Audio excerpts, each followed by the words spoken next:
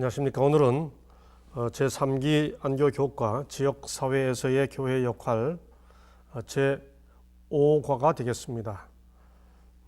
예수님의 지역사회 봉사. 우리는 지난 4주에 걸쳐서 지역사회에서의 교회의 역할을 이해하고 또 느끼고 또 행하기 위해 구약에 나타나 있는 그 전체적인 아주 중심 개념, 기반이 되는 개념들을 살펴왔습니다. 이제 이번 주부터 5과부터 11과까지는 복음서에 나타나 있는 예수님의 모본들 혹은 교훈들을 중심으로 함께 살펴보게 되겠습니다. 이번 주 교과를 통해서도 뭔가를 깨닫고 뭔가를 느끼고 뭔가를 행하도록 결심하는 그런 학습 목표를 이루는 교과 토의가 되었으면 좋겠습니다. 오늘은 제5과 예수님의 지역사회 봉사입니다. 기억절입니다. 예수께서 온 갈릴리에 두루 다니사 그들의 회당에서 가르치시며 천국 복음을 전파하시며 백성 중에 모든 병과 모든 약한 것을 고치시니. 참으로 유명한 성경절이죠. 이 마태복음 4장 23절은 예수님의 사역을 세 가지로 설명한다고 해서 예수의 삼중 사역, threefold ministry, 흔히 그렇게 불립니다. teaching, preaching, and healing. 가르치시고 전파하시고 고치시고, 이것이 예수님의 모본을 따라서 해야 할 그의 제자들의, 그리스도인들의 삼중 사역이죠. 자, 이제 요일별 소재를 살펴보게 되겠습니다. 예수님의 사명 진술, 내 이웃을 사랑하라, 온전한 조리법, 농부가 된다는 것은 교회 개척. 제가 이 교과 내용을 가만히 살펴보니까 제5과 제목이 예수님의 지역사회 봉사이기 때문에 교과 제목만 보면 예수께서 지역사회 봉사하신 여러 스토리들, 이야기들, 사건들 등등을 본문으로 해서 진행될 것처럼 보이지요. 그런데 이 교과 내용을 다 살펴보게 되면 예수님께서 지역사회에 봉사하신 내용이라기보다 지역사회를 위해 어떻게 봉사해야 되는지에 대한 예수님의 교훈들 혹은 가르침들로 구성이 되어 있습니다. 교과 제목도 Jesus on Community Outreach. 이 outreach라는 말은 뭔가 적극적으로 먼저 다가가서 이렇게 아주 능동적이고 적극적으로 도와주고 봉사하는 것을 가르치죠. On Community Outreach, 그러니까 지역사회 봉사에 대한 예수님, 즉 예수님의 교훈, 그런 뜻이 되겠습니다. 그래서 이 교과 전체를 다 요약하면 오히려 지역사회 선교 봉사에 대한 아웃리치에 대한 예수의 가르침, 그렇게 요약하는 것이, 제목을 붙이는 것이 이 전체 내용을 좀 더 선명하게 요약한 것이라고 생각됩니다. 이 5개의 요일별 소제목을 다시 정리해 보면 제가 이해하기로는 첫 번째와 두 번째 예수님의 사명 진술과 내 이웃을 사랑하라고 하는 소재에서는 이 커뮤니티 아웃리치, 지역사회 선교봉사를 왜 해야 되는가를 먼저 설명해 줍니다. 예수께서 본인의 메시아적 사명 진술 속에 이게 포함되어 있다고 하는 겁니다. 두 번째는 내가 어떻게 하여야 영생을 얻으리까라고 하는 젊은 율법사의 질문에 대한 예수님의 대답 중에 선한 사마리아인 비유가 나오죠. 그러니 왜 지역사회 선교봉사를 해야 하는가? 그건 어떻게 하면 영생을 얻으리까라는 질문에 대한 대답으로 주어진 것입니다. 물론 거기서도 어떻게 사랑해야 되느냐 하는 것도 설명됩니다만은 구분한다면 그렇게 구분할 수 있겠습니다. 그 다음 세 번째, 네 번째, 다섯 번째는 소금에 관한 비유가 나오죠. 농사 짓는 것에 대한 이야기가 나옵니다. 이 부분들은 커뮤니티 아웃리치, 지역사회 선교봉사 어떻게 해야 하나 라고 하는 질문에 대한 어떤 대답으로 주어진 것이 세 번째, 네 번째, 다섯 번째가 되겠습니다. 지역사회 선교봉사 소금처럼 해야 한다. 지역사회 선교봉사 농사 짓듯이 해야 한다. 또 그렇게 마지막으로 교회를 개척해야 한다라고 하는 내용이 되겠습니다. 자, 전체적인 총 시작으로 서론으로 이 보물섬을 지은 이 스티븐슨의 이야기를 어릴 때 이야기를 하고 있죠. 바깥 이렇게 가로등을 켜는 사람을 내다보면서 정말 이 어린아이가 할 수 있는 기가 막힌 문학적 표현이죠. 어둠에 구멍을 내고 있어요. 영어로 He is poking holes in the darkness. 어둠 속에 이렇게 구멍을 찔러서 이렇게 내고, 구멍이 뻥뻥 뚫리지 않습니까? 이렇게 해서 불을 밝히고 있지 않습니까? 네. 지역사회 봉사가 아마 그렇게 돼야 하지 않겠나라고 하는 서론입니다. 예. 네, 그러면서 우리 교과책은 결국 이것이 뭐냐?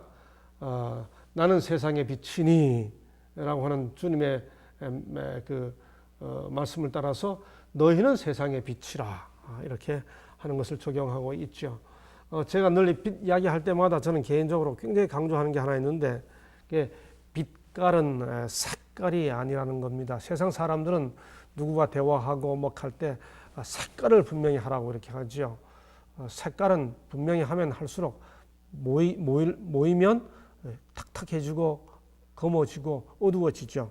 근데 빛깔을 분명히 하면 할수록 또 그 한 것들이 모이면 모일수록 더 밝아지죠. 우리는 세상의 색이 아니고 세상의 빛입니다. 어둠을 밝히는 빛이 되어야 하는 거죠. 자, 이제 일요일 소지입니다. 예수님의 사명 진술. 이사야 61장 1절 2절과 누가복음 4장 18절 19절을 비교해 보겠습니다. 예수께서 이제 그 고향 나사렛에 회당에 가셔서 이제 메시아적 사명을 선포하시죠. 바로 여기에서 예수님의 사명 진술, 미션 스테이트먼트, 뭘 해야 하는지를 말씀하신 것을 이제 도출해 냅니다. 여기 누가복음 4장 18절 19절에 보면 주의 성령이 내게 임하셨으니 이는 가난한 자에게 복음을 전하게 하시려고 내게 기름을 부으시고 나를 보내사 포로된 자에게 자유를, 눈먼 자에게 다시 보게 함을 전파하며 눌린 자를 자유케 하고 주의 은혜의 해를 전파하게 하려 하심이라 하였더라. 우리가 왜 지역사회 봉사를 해야 하느냐? 이것은 예수께서 그렇게 하신 거다 이거죠. 바로 예수님의 사명 진술 속에 포함되어 있다고 하는 겁니다. 그런데 우리가 이 예수님의 사명 진술 선포를 보면서 주의하고 주목해야 할 것이 하나 있습니다. 그것은 뭔가 누가복음 4장 18절에 인용되어 있는 이 구약의 말씀 이사야 61장인데 이사야 61장 1절 2절에 나와 있는 이 본문과 예수님께서 인용하신 이 미션 스테이트먼트 사명 진술을 비교해 보면 빠진 게 하나 있습니다. 후반부에 가서 여호와의 은혜의 해와 우리 하나님의 신원의 날을 전파하여 모든 슬픈 자를 위로하되 이렇게 되어 있죠. 근데 우리 주님은 주의 은혜의 해를 전파하게 하려 하심이라 이렇게 하시면서 그 은혜의 해와 우리 하나님 신원의 날 이 부분을 생략했죠. 왜 우리 주님은 이사야 61장 2절의 문장 중간에서 은혜의 해에서 멈추셨는가? 예수님의 사명 진술에서 우리가 지역사회를 접근하려고 할 때 예수님께서 멈추신 그 부분에서 배워야 할 교훈이 있다고 하는 겁니다. 시대의 소망 240쪽은 이렇게 설명합니다. 예수께서는 메시아의 사업에 관한 마지막 설명을 생략하셨다. 주의 은혜의 해를 전파케 하려 하신다는 말씀을 낭독하신 후에 우리 하나님의 신원의 날을 전파한다는 구절을 생략하신 것이다. 이 마지막 말씀은 곧 그의 청중들이 논하기를 좋아했고 성취되기를 갈망하였던 말씀이었다. 그들은 자신의 범과가 다른 사람의 그것보다 훨씬 더 크다는 것을 인식하지 못하고 유대인들이 이방인들에게 심판을 선언했다. 자, 여기 주의 신원의 날을 전파했다는 사실은 이 구절은 당시 유대인들이 굉장히 논하기를 좋아했던 구절이었습니다. 신원이 뭐죠? 신원이라는 말은 아주 쉬운 말로 하면 복수입니다. 원한을 풀어주는 거죠. 유대인들은 당시 이 신원의 해, 신원의 날이라고 하는 이 단어를 메시아가 오셔서 그들 민족을 정치적으로 해방시켜 주는 것으로 이해했습니다. 그래서 정치적 메시아에 대한 기대가 아주 편만했었죠. 우리 주님은 당신이 이 땅에, 아니 심지어 당시에 그 이스라엘을 지배하고 있던 로마마저도 죄에서부터 해방되어야 하는 구원의 대상이었습니다. 그러므로 유대인들이 가지고 있던 잘못된 기대를 피하기 위해서 우리 하나님의 신원의 날, The day of vengeance of our God, 하나님의 신원의 날이라고 하는 구절을 생략하신 것입니다. 교과는 이렇게 설명하면서 우리에게 이런 적용을 합니다. 교회에 대한 잘못된 기대에는 어떤 것들이 있는가? 그러면서 이렇게 해설을 하죠. 우리가 사회 정의와 실천적 경건을 이야기하면 사람들은 사회운동이나 종교 색채를 띤 정치 참여를 떠올리기 쉽습니다. 우리는 마땅히 이 사회를 향한 하나님의 이상을 추구해야 합니다. 그러나 동시에 우리의 노력이 최종적인 해법이 되지 않으리라는 사실도 인정해야 합니다. 우리는 이 세상에 안고 있는 수많은 문제들이 예수님이 재림하시는 날에 궁극적으로 해결될 것을 믿습니다. 우리는 복수하는 것, 우리의 현실적인 문제를 복수하기 위해 다 원한을 가지고, 개개인이나 공동체나 어떤 원한을 가지고 있죠. 그런 것들을 풀어주는 일을 교회가 한다고 하는 기대, 메시아의 모본을 따라서 한다고 하는 것, 우리가 지역사회를 위한 교회 역할을 사회 정의와 실제적 경건 속에서 이룬다고 했을 때 그렇게 기대가 되지 않도록 주의해야 한다 하는 겁니다. 한마디로 지금 이 일요일 소지 교과를 통해 하고자 하는 것은 지역사회를 위한 교회의 역할을 생각할 때 그것이 정치 활동으로 이어지지 않도록 조심하자, 그걸 기억하자 하는 것이 일요일 소지의 교과의 핵심이라고 생각합니다. 이제 월요일 소지로 넘어갑니다. 내 이웃을 사랑하라. 누가복음 10장 25절로 37절을 읽어보라고 권합니다. 우리가 잘 아는 선한 사마리아인의 비유죠. 그런데 이 선한 사마리아인의 비유가 어떤 배경 속에서 주어졌습니까? 어떤 율법사가 일어나 예수를 시험하여 가로되 선생님, 내가 무엇을 하여야 영생을 얻으리이까? 율법사의 질문이었습니다. 그러자 주님께서 되묻죠. 율법에 무엇이라 기록되었으며 내가 어떻게 읽느냐? 그러자 대답합니다. 주 너의 하나님을 사랑하고 또한 내 이웃을 내 몸과 같이 사랑하라 하였나이다. 그렇게 하라 하니까 이 사람이 자기를 옳게 보이려고 이렇게 말합니다. 그러면 내 이웃이 누구오니까? 이때 이 율법사가 물었던 내 이웃이 누구오니까? 라고 말할 때 그 이웃은 누군가요? 자기가 영생을 얻기 위해 선행을 베풀어야 할 대상이 누구냐? 베풀어줘야 할 대상으로서의 이웃이 누구냐? 그런 질문이죠. 거기에 대해 예수님께서 선한 사마리아인의 비유를 다 설명하신 다음에 주님이 이렇게 질문합니다. 내 의견에는 이 세 사람 중에 누가 강도 만난 자의 이웃이 되겠느냐? 가로되 자비를 베푼 자니이다. 예수께서 이르시되 가서 너도 이와 같이 하라 하시느니라. 여러분, 이 비유를 잘 보십시오. 여기 잘 보면 예수님께서 기가 막히게 논점을 전환시킵니다. 율법사가 맨 처음 물을 때는 내 이웃이 누구오니까 라고 물었을 때 그 이웃은 누구였어요? 영생을 얻기 위해 자기가 도움을 주어야 할 대상이 누구냐? 대상으로서의 이웃이 누구냐라는 질문이었습니다. 그런데 주님은 선한 사마리아인의 비유를 다 드신 다음에 뒤집어서 누가 강도 만난 자의 이웃이 되겠느냐라고 물으십니다. 그러면 이때 예수께서 말씀하신 이웃은 누군가요? 네가 영생을 얻기 위해 도움을 베풀어줘야 한다고 생각하지 말고 고통을 당하는 사람을 도와주는 사람이 그 사람의 이웃이다. 이렇게 그걸 아예 뒤집어서 설명해 주고 계신 거죠. 그래서 교과는 이렇게 해설해 줍니다. 누가 나의 이웃인가를 묻기보다 누가 짓밟히고 억압받는 자들의 이웃이 될 것인가를 물어야 한다 라고 하는 설명을 해주고 있습니다. 오래전에 제가 아침 기도록에서 읽은 것 같습니다. 한 아이가 내 동생이 우리 형이 이런 차가 있어 저런 차가 있어 이렇게 하니까 이어서 나도 그런 형이 이어집니다. 문장이 끝납니다. 있었으면이 아니고 되었으면 이렇게 말했다. 그러죠. 바로 그겁니다.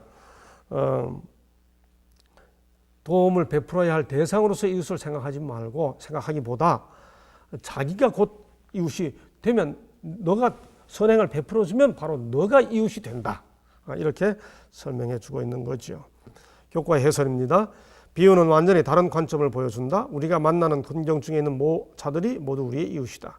그 제사장과 레위인은 자신들이 더럽혀질 것을 염려하여 그들의 신성한 의무를 부정으로부터 보호하는 데 더 관심이 많았다. 은혜를 갚을 가능성이 거의 없는 누군가를 돕기 위해 자아를 희생시킬 마음이 없을 때 신앙을 핑계 삼는 것만큼 편리한 방법도 없다. 여러분, 이게 우리 교과책에 있는 해설입니다. 제가 봐도 깜짝 놀랄 만한 해설입니다.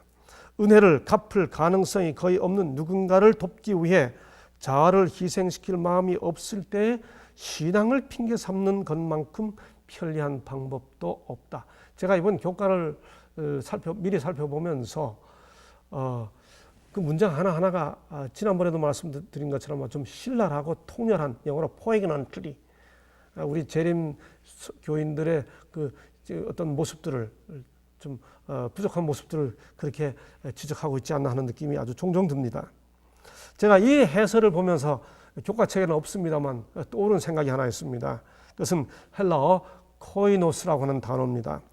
여러분, 이 코이노스라는 단어는 정말 아주 의미 있는 단어입니다. 사도행전 4장 32절에 보면 그 초대교회의 아름다운 모습을 생각하면서 2장 44절에 모든 물건을 서로 통용하고 할 때 그 통용이 코이노스입니다.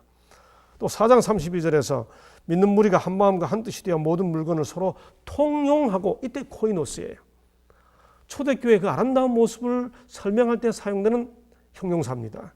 여러분, 그런데 여기 이 코이노스, 통용하고 서로 나누고 마음껏 주고받고 아주 이상적인 교회의 모습을 설명할 때 사용된 이 단어가 같은 사도행전에서 더럽다는 뜻으로 사용됐습니다. 사도행전 10장 14절에 베드로가 가로되, 환상 중에 이제 부정한 음식이 내려왔죠. 베드로가 가로되 주여 그럴 수 없나이다. 속되고 깨끗하지 아니한 물건을 내가 취할 수 없다라고 말할 때 그 속되고가 코이노스입니다. 마가복음 7장 5절에서 서기관들이 예수님의 제자들이 이렇게 그 떡을 먹는 것을 씻지 않고 먹는 것을 보면서 부정한 손으로 떡을 먹나이다 라고 말할 때 그 부정한이라는 단어도 코이노스입니다. 여러분, 어떻게 같은 단어가 어떤 때는 통용으로 사용되고 어떤 때는 더럽다는 뜻으로 사용될까요? 제 생각에는 여기는 굉장히 논리적인 그 헬라어 단어의 철학적 의미가 담겨 있습니다. 서로 나누려면 손에 때를 묻혀야 된다고 하는 거죠. 내가 떨어져서 깨끗하고 고고한 모습을 간직하고 있어서는 이 통용이 안 된다고 하는 겁니다. 이 코이노스라는 단어와 함께 연결된 것이 우리가 너무도 익히 잘 아는 코이노니아, 교제라고 하는 단어죠. 주 예수 그리스도의 은혜와 하나님의 사랑과 성령의 교통하심, 이 교통하심이 바로 친교, 교제라는 뜻의 코이노니아입니다. 성령께서 말할 수 없는 탄식으로 우리를 위해 기도하시고 성령께서 손에 떼문치시면서 우리와 교통하시고 교제하시고 그렇게 하시는 겁니다. 제사장과 레위인은 이 손에 때 묻히는 것을 거절하면서 통용, 나누기를 거부한 것이 됐죠. 다시 이 교과 해설에서는 이런 적용을 합니다. 그들의 이웃 중에 어떤 사람들이 있습니까? 우리 재림교인들을 가리켜 하는 말입니다. 그들의 모습은 한결같습니다. 안식일이면 깨끗한 복장을 입고 친절하며 밝은 미소를 지을 수 있는 사람들입니다. 경제적으로도 안정적이며 가정도 대부분 평안합니다. 자기 관리도 잘하고 건강합니다. 그들은 하나님을 믿으면 어떻게 잘 살 수 있는지를 보여주는 것 같습니다.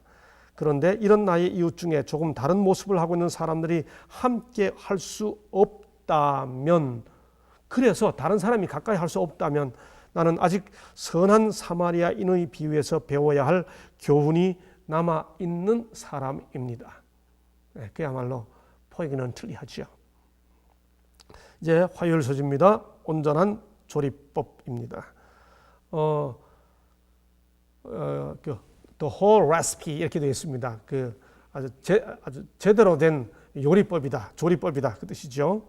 소금에 관한 비유입니다. 너희는 세상의 소금이니 소금이 만일 그 맛을 잃으면 무엇으로 짜게 하리요? 후에는 아무 쓸데없어 다만 밖에 버리워 사람에게 밟힐 뿐이니라.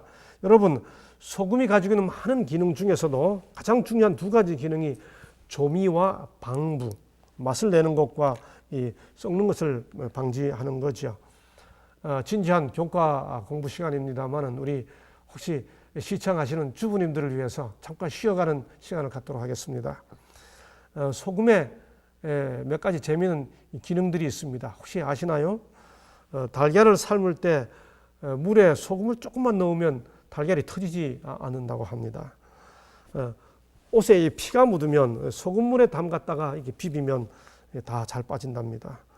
저는 어릴 때 어머니가 그 시골에서 한겨울에 빨래를 하신 다음에 이 빨래줄에 빨래를 널어 놓으면 아주 딱딱하게 이렇게 굳어가지고 이 통나무처럼 됐던 그 사이를 비집고 장난하며 놀았던 기억이 아주 생생합니다. 그런데 추운 겨울에 빨래를 한 다음에 헹굴 때 소금물에 헹구면 얼지 않는답니다. 시골에 가면 방에 개미 잘 기어다니죠. 요즘 아파트 같은 데는 뭐 없습니다만은 그 방에 개미 기어다닐 때 소금에다 구석에다가 소금을 뿌려 놓으면 없어진다고 합니다. 사우나에 가면 소금 있죠. 소금탕. 소금 이렇게 비비면 피부가 아주 매끈매끈해지지 않습니까? 참 소금은 아주 다양한 기능이 많습니다. 그런데 오늘 우리 주제절로 주어진 마태복음 5장 13절에서 소금은 맛, 조미를 내는 것을 주 기능으로 주님께서 이제 교훈을 주십니다. 여러분, 소금이 음식에 들어가서 맛을 내려면 어떻게 돼야 됩니까? 섞여야 합니다. 이것과 아주 가장 중요한 교훈이 누룩의 비유죠. 누룩도 들어가서 섞여야 됩니다. 기독교 신자들도 마찬가지다. 그러나 우리가 교회라는 소금통에 머무는 이상 이런 일은 생기지 않는다. 소금끼리만 이렇게 뭉쳐 있으면 이게 충분한 효과를 못 내는 거죠. 여기서 우리가 놓쳐서는 안 될 것이 있다. 술, 담배, 도박, 범죄를 멀리하는 우리의 생활 방식은 모든 면에서 도덕적이다. 중요하죠. 그러나 무엇을 하지 말아야 하는가 하는 문제보다 무엇을 해야 할 것인가가 하는 것이 더 중요하다. 맞습니다. 우리는 이거 안 하고 저거 안 하고 이거 안 하고 저거 안 하고 다 중요한데 구별되어야 하니까요. 마찬가지로 그러면 우리는 뭘 할 것인가를 맛을 내줘야 한다 그겁니다. 근데 맛을 내기 위해서는 소금처럼 이렇게 함께 섞여야, 다른 조미제들과 함께 섞여야 최상의 효과를 낸다는 겁니다. 교과는 우리에게 우리 지역과 곤경에 처한 자들을 돕기 위해 마태복음 5장 13절의 뒷부분을 주목해서 읽어보라고 권합니다. 그렇게 읽어보겠습니다. 소금이 만일 그 맛을 잃으면 무엇으로 짜게 하리요? 후에는 아무 쓸데없어. 여러분, 소금의 맛은 무슨 맛입니까? 짠 맛입니다. 근데 맛을 잃었다는 말이 무슨 뜻입니까? 짠 맛을 잃습니다. 소금이 짠 맛을 잃으면 소금입니까? 여러분, 싱거운 소금이라는 게 있습니까? 소금이 맛을 잃으면, 즉 짠 맛을 잃으면 싱거운 소금이 아니라 소금이 아닌 거죠. 그러니까 아무 쓸데없이 없어 밖에 버려지는 겁니다. 시대의 소망 439쪽입니다. 소금이 만일 그 맛을 잃으면, 즉 그리스도의 사랑이 없이 경건의 모양만 있다면, 짠맛 없이 소금 결정만 남아있다면 선을 위한 능력은 조금도 없게 된다. 그런 생애는 세상에 구원하는 감화를 끼칠 수 없다. 짠맛을 유지한 채 함께 섞여 들어가야 한다 말씀이죠. 소금이 되려면 합니다. 자신을 하나님이 기뻐하시는 거룩한 사한제사로 드리고자 하는 자들은 다 구원하신 소금인 우리 구주의 의를 받아야 한다. 우리 주님께서 소금이 되셨죠. 이 땅에 오셔서 세상을 맛있게 해주셨습니다. 뿐만이 아닙니다. 우리 주님이 이 땅에 오셔서 소금의 가장 중요한 두 번째 기능, 그때야 그들은 세상의 소금이 되어 소금이 방부의 역할을 하는 것처럼 소금으로 맛을 내기도 하고 소금으로 썩지 않게도 하는 기능을 하게 되는 거죠. 이제 수요일 소식입니다. 농부가 된다는 것은, 교과는 요한복음 4장 35절로 38절을 읽어보라고 합니다. 너희가 넉 달이 지나야 추수할 때가 이르겠다 하지 아니하느냐. 내가 너희에게 이르노니 눈을 들어 밭을 보라. 휘어져 추수하게 되었도다. 거두는 자가 이미 삭도 받고 영생에 이르는 열매를 모으나니 이는 뿌리는 자와 거두는 자가 함께 즐거워하게 하려 함이니라. 그런즉 한 사람이 심고 다른 사람이 거둔다 하는 말이 옳도다. 지역사회를 위해서 봉사를 하려면, 특별히 영혼을 구원하는 선교 봉사를 하려면 소금처럼 그 사회 속으로 스며들어가야 할 뿐만 아니라 농사 짓는 것처럼 이렇게 뿌리는 사람, 거두는 사람, 장기간을 두고 단계적으로 잘 해야 한다라고 하는 겁니다. 농사를 지으려면 적어도 3가지 단계가 있어야 합니다. 다시 말해 수확을 위한, 추수를 하기 위한 기본 단계가 있습니다. 그냥 갑자기 추수하려고, 단계를 밟지 않고 갑자기 추수하려고 하지 말라는 거죠. 첫째는 밭을 일궈야 합니다. 마태복음 13장 3절로 9절에 그 내용이 나옵니다. 두 번째는 씨를 뿌려야 합니다. 이 부분은 교과책에 없습니다만은 제가 마태복음 25장 24절로 26절을 성경처를 제공했습니다. 세 번째는 결실을 거두죠. 마태복음 9장 35절로 38절입니다. 그래서 교과책은 이런 강조를 합니다. 주의 농원에는 추수꾼, 마태복음 9장 35절로 38절이죠. 추수꾼만 필요한 것이 아니다. 바로 추수만 하려고 하지 말고 추수꾼만, 아까 우리 주제절에서 살펴본 것처럼 한 사람이 심고 심는 사람도 있고 기경하는 사람도 필요하다고 하는 겁니다. 그런 단계가 되어야 한다는 거죠. 첫째, 밭을 일궈야 합니다. 씨 뿌리는 자의 비유가 나오죠. 거기 보면 굳은 땅이 있습니다. 그래서 이 교과책은 우리에게 이런 질문을 던져줍니다. 지역사회의 굳은 땅을 부드럽게 하고 돌과 가시덤불을 제거하기 위해 그대의 교회는 어떤 일을 할 수 있는가? 땅이 굳다고 하지 말고, 너무 팍하다고 하지 말고 뭘 할 것인가를 생각해 보라고 제안해 줍니다. 밭을 이렇게 잘 갈아놔야 이게 이제 수확할 수 있는 옥토가 되는 거죠.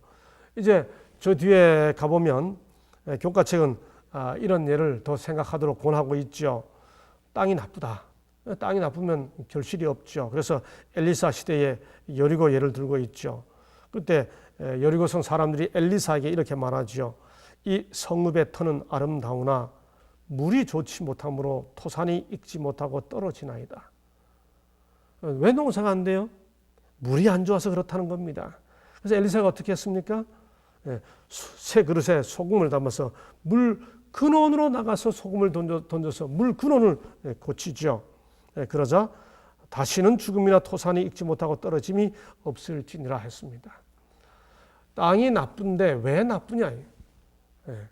물 근원을 고치니, 수원을 고치니 그게 흘러 들어가서 땅이 좋아져서 다시 곡식이 나지 않았냐. 이 교훈에서 우리 교인들이, 우리 성도들이 지역 교회에 위치하고 있는 이 교회에서 땅이 나쁘다고 하기 전에 물 근원을 고친다고 해야 한다면 그게 어디겠느냐 하는 교훈을 생각하기를 권해주고 있습니다. 두 번째는 씨를 뿌려야 되겠죠. 달란트에 비유해 보면 한 달란트 받은 자가 이렇게 말합니다. 한 달란트 받았던 자도 와서 가로되 주여 당신은 굳은 사람이라 심지 않은 데서 거두고 해치지 않은 데서 모으는 줄을 내가 알았으므로 그 주인이 대답하여 가로되, 여러분 얼핏 들으면 이 말이 굉장히 믿음이 있는 말인 것 같습니다. 심지 않은 데서 거두고 주인을 믿었다는 뜻이죠. 그런데 주인이 뭐라고 대답합니까? 악하고 게으른 종아, 나는 심지 않은 데서 거두고 해치지 않은 데서 모으는 줄로 내가 알았느냐? 이렇게 말. 그렇게 생각하는 것을 종을 가리켜 악하고 게으른 종아라고 말합니다. 여러분, 우리가 다 늦은비 성령 역사를 기다리는데, 늦은비 성령 역사를 기다리려면 이른비 성령 역사를 체험해야 되잖아요. 어떤 분들은 그렇게 말합니다. 이른비 성령 역사를 체험하려면 매일매일 내리는 이슬비 성령을 체험해야 이른비 성령 역사도 늦은비 성령 역사도 체험할 것이 아니냐, 그렇게 말합니다. 늦은비 성령 역사를 받아서 교회가 선교하자 이게 아니라 매일매일 만나는 사람들, 그 지역사회의 밭을 일구어 내기 위해 해쳐서 땅을 해치고 그냥 거기에 조그만 친절의 씨를 이렇게 뿌려야 되지 않겠는가 하는 권면이지요. 마지막으로 그렇게 했을 때 결실을 거둡니다. 제자들에게 이르시되 추수할 것은 많되 일꾼은 적으니 그러므로 추수하는 주인에게 청하여 추수할 일꾼들을 보내어 주소서 하라 하시니라. 교과는 이렇게 해설합니다. 우리의 전도 계획은 토양을 준비하는 일보다 추수를 더욱 강조한다. 그러나 그것은 바람직하지 않다. 전도회 강사가 추수를 기대하며 설교하기 오래전부터 우리는 토양을 준비해야 한다. 농사는 토질 검사, 밭갈기, 파종, 관계, 물 줘야 되죠. 거름 주기, 병충해 퇴치, 여물기, 수확, 저장의 전 과정이, 추수는 그 과정의 한 부분에 불과하다 하는 겁니다. 우리가 이렇게 농사를 생각해도 우리가 지역사회를 위한 교회의 역할을 어떻게 해야 하는지 배울 수 있지 않느냐라고 하는 교훈입니다. 밭을 일궈야죠. 교과책은 이렇게 다시 설명합니다. 교회의 경작 과정에도 지역사회의 필요를 조사하는 설문, 인구 통계조사, 지역사회 지도자들과의 면담조사와 같은 토질 검사 활동이 포함되어야 한다.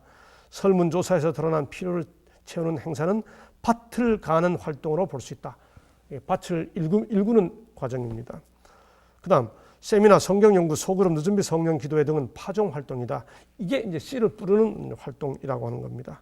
일회적인 노출로 그리스도께 인도되는 영혼은 거의 없다. 추수를 위해 그들을 준비시키려면 그만큼 호응도를 높이고 다각적인 노출 혹은 접촉의 과정을 통해 그들을 이렇게 좀 더 익숙하게 해줄 필요가 있다 하는 겁니다.